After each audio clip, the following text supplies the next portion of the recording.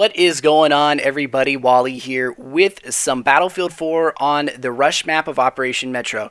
Now, occasionally in my stream, there will be individuals that come in and ask me to play the DLC maps, and I would assume mainly those guys are either PS4 players or PC players. And most of the time, I will say, no, I won't play them. And at the end of this, I guess, footage or the map here, you'll see exactly why. Now, I'm not going to sit here and bitch and complain and be like, DICE needs to fix their game and beat that drum. I'm going to simply say that here are my problems with it. And although I enjoy the game incredibly, and I paid for premium, and I paid for, the game at release, and but basically bought an Xbox One to play Battlefield 4, I'm not going to sit there and be like, well, I'm one of those guys who complains and wants my money back. Because I don't want my money back. I would just want my money's worth, I guess.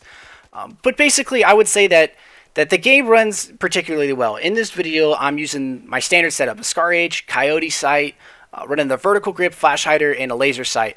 And I'm running the combat medic spec upgrade, but I'm pretty sure I switch it over to the offensive.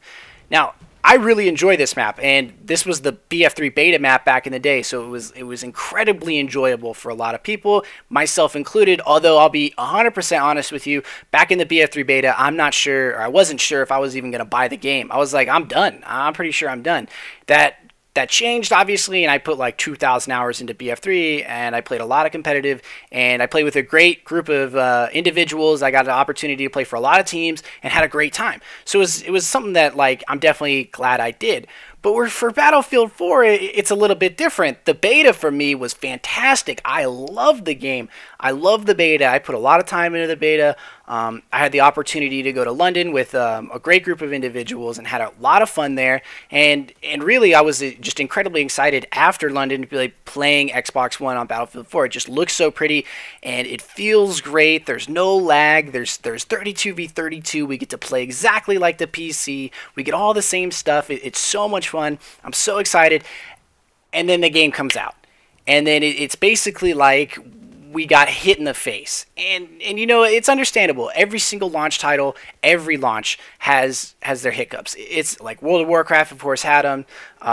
If anyone remembers Homefront had like possibly one of the gnarliest launches of all time. I would say, like, on a scale of 1 to Battlefield, it was a Battlefield 4. Definitely. It was one of those launches that was just like you couldn't get into servers, you couldn't play. If you got into a server, it was a laggy mess. It was definitely something that pissed a lot of people off, and I was there for it. I loved Homefront, man. I loved the premise. I loved the fact that it was, instead of 12v12, it was, I think it was like 16 or 16, or maybe it was 14-14, I don't know if they added 2 players or 4 players to each side, but it was so much fun because your kill streaks, you called in vehicles, and the vehicles were incredibly powerful, and even as an infantry guy, you had so much fun. It pitted the Americans versus the North Korean or the Pan-Pacific Union or whatever it was, and it was just a great amount of fun once they fixed the servers. Now, the problem with Battlefield is I'm not at that point yet where I can say, hey, they've fix the game, or hey, they've gotten to the point. They're making progress, and I'm not going to sit there and say they haven't made progress.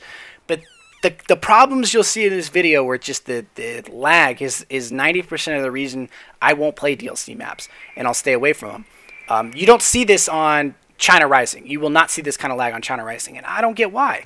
Maybe because that DLC is out for everyone, or what, or maybe just they have more servers available, or they expect people to be playing them. They don't expect people to be playing Operation Metro too much. And the reason is you can't really get into these servers very often. We were in a CTF Operation, I think it was Firestorm server. And CTF is so much fun. It's a fun game type, but the server just crashed randomly, and they won't do that generally, not since they've like pretty much fixed ability. So I know they're getting around to it, and I understand that, and I'm not going to sit here and say I want my money back or whatever. I'm just offering up my constructive criticism and potentially like what is going on with these servers, because I don't see a lot of people complaining about it, especially a lot of people from the Xbox One community. Now, maybe it's just because I live under a rock or I don't visit the forums very often, but generally I don't see enough people saying, hey, we want to play our DLC maps, it's exclusive to us. And I know exclusivity pisses a lot of people off, and I understand that, but in a sense, if you're given something, you kind of want it to work. It's the same thing with the DLC. If you're given DLC early, you want it to work. And if you're on the PC and the PS4 and you happen to watch this video and you're upset about not getting your servers, don't be. Really, honestly, don't be, because we are basically playtesting them for you right now. I have a feeling that we are the beta testers or the alpha testers for the DLC maps right now, especially the Second Assault ones, saying, hey, look, here are the problems with them. You know, but it only happens in the game modes that aren't regularly played. I won't see this happen very much in Conquest, although it has happened a few times, and I won't see this happen. I don't think I played Domination, so I can't say that. It happens in CTF, and it happens obviously in Rush. But like I said, it won't happen in Conquest, so it depends on what kind of player you are. I myself am a Conquest player. I don't find myself playing Rush ever. I haven't played Domination for 3 months.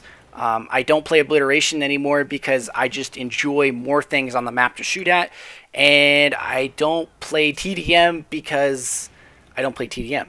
I mean, but that's not to say, like, I'm just a niche player, you know. I think that potentially, if this game is to get any better, they need to basically be more transparent with the community. There's only one dev that I've seen that basically tells us what's going on, what they want to fix, and is truthful to the fact that the game is kind of messed up. And that's Dice Firewall, who is the map designer.